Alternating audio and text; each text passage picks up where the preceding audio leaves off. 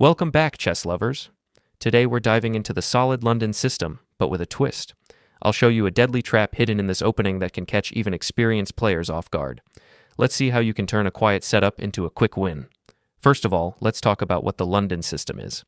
It arises after White's first move pawn to d4, and from there, White sets up a very solid pawn structure in the center.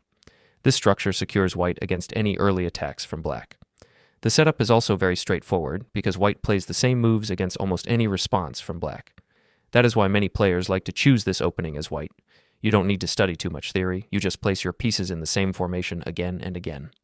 Now, while some people consider the London system a little bit boring for White, since White usually has only one pawn advanced on the fourth rank and doesn't look very aggressive at first, there are actually hidden opportunities for a sharp attack. In the example we'll look at today, I'll show you exactly how White can launch such an attack. One key feature of this setup is that it allows White's knight to jump to the e5 square, which is a very strong central square. From there, the knight puts immediate pressure on Black's position. It's not easy for Black to deal with because they cannot simply exchange knights in the center. If they do, White recaptures with the pawn and creates a double attack against two of Black's minor pieces, ensuring that White wins material. Therefore, exchanging knights in the center is clearly not an option for Black. Let's go back. If Black instead tries to capture on the e5 square with the bishop, this also becomes unfavorable. First of all, exchanging a bishop for a knight is usually not ideal since the bishop is generally considered slightly stronger. Secondly, after White recaptures, Black's knight is left in an awkward situation. It either has to retreat or move to a more passive square, both of which have drawbacks we'll look at in a moment. Now let's continue with what happened in this particular game. Black played queen to c7, trying to increase pressure on the knight at e5 and eliminate it. However, White simply reinforced the knight with more defense. Black then decided to castle, and White developed the bishop to d3. This is an important move to note, because from the d3 square, the bishop is aiming directly at Black's king. In many variations, this bishop plays a key role in White's attacking ideas. After this, Black continued with knight to d7, again attempting to challenge the strong White knight on a5. But instead of continuing to fight for control of the center, White suddenly shifted focus to the king side and launched an attack with knight to g5. At this point, the pawn on h7 was under immediate threat. Black responded with pawn to g6, trying to block the diagonal of White's bishop. However, White pressed forward with the attack, aiming to completely destroy Black's castling safety. The position quickly collapsed for Black. After the king captured, White delivered queen to h5 with check, taking advantage of the pin, since the queen could not be captured. The Black king was forced to retreat, and from there White continued to chase the king step by step until delivering checkmate. So, by reviewing this game, we can see some very instructive ideas for White. Even though the London system may look calm and somewhat defensive at first, it actually hides powerful attacking opportunities. This is why it is so important for players with the black pieces to know how to handle it properly.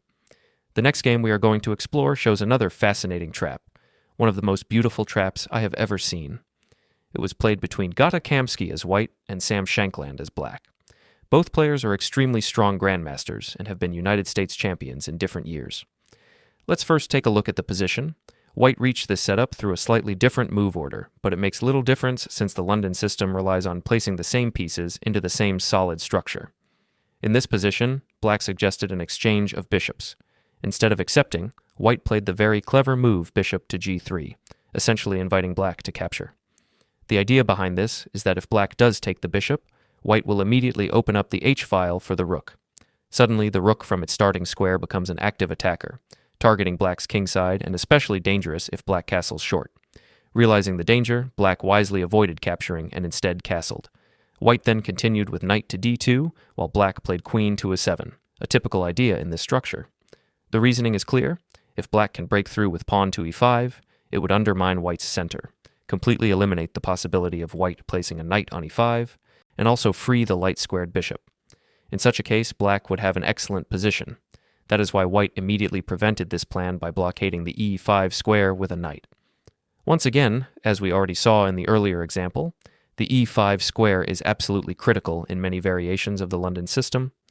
Black then played knight to d7. Because there was little else available, they still needed to find a way to challenge the powerful White knight on e5. If someone goes into this line against you, they may feel completely safe, thinking that White's pressure has evaporated. After a few exchanges, it often appears as though White has given up the initiative and that Black's position is entirely comfortable. But this is exactly the deceptive moment where the real beauty of the trap is revealed.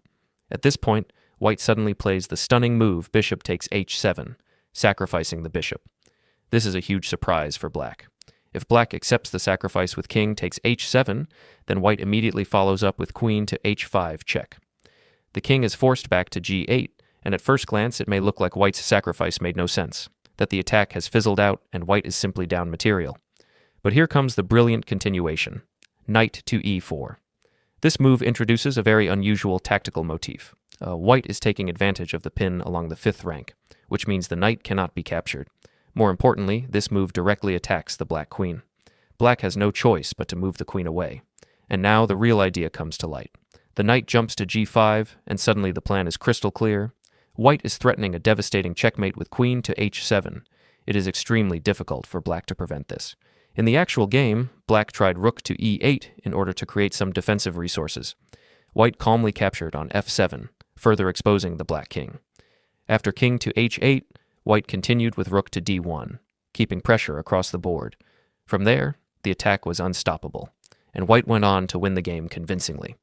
But honestly, white can even just recapture the bishop here, and that would already give a clear advantage. Even if black tries to grab the pawn on b2, white simply castles, and the black king remains very exposed, a long-term weakness that cannot easily be fixed. On top of that, white has regained the bishop on d7 that was sacrificed earlier, so overall the position is extremely favorable for white. Now let me show you another trap that players frequently fall into, even world champion Magnus Carlsen himself.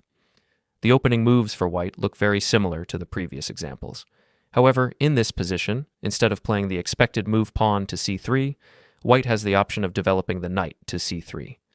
At first glance, it looks like just a normal developing move, but here is where the danger begins. Very often, black responds with the standard move pawn to d5, but in this particular position, it's actually a losing mistake. White suddenly has the powerful move knight to b5, which comes as a complete shock. It's very easy for black to overlook this idea. From the b5 square, the knight threatens to jump into c7 with a devastating fork, attacking both the black king and rook. And since there is no adequate defense, black's position collapses almost immediately. Let me show you another interesting trap. So far, we've looked at the move pawn to d5, which loses after white plays knight to b5. But if black avoids that, another common choice is queen to b6. The idea is to take advantage of white's slightly premature development of the dark squared bishop, which leaves the b2 pawn undefended. Black often tries to grab the initiative by attacking that pawn. Here, white can respond with pawn to a 3, as if unaware of black's plan. If black gets greedy and captures on b2, white strikes back with knight to a 4. Suddenly, the black queen is trapped on b2, and on the very next move, white will simply capture it. Thanks for watching. See you in the next one.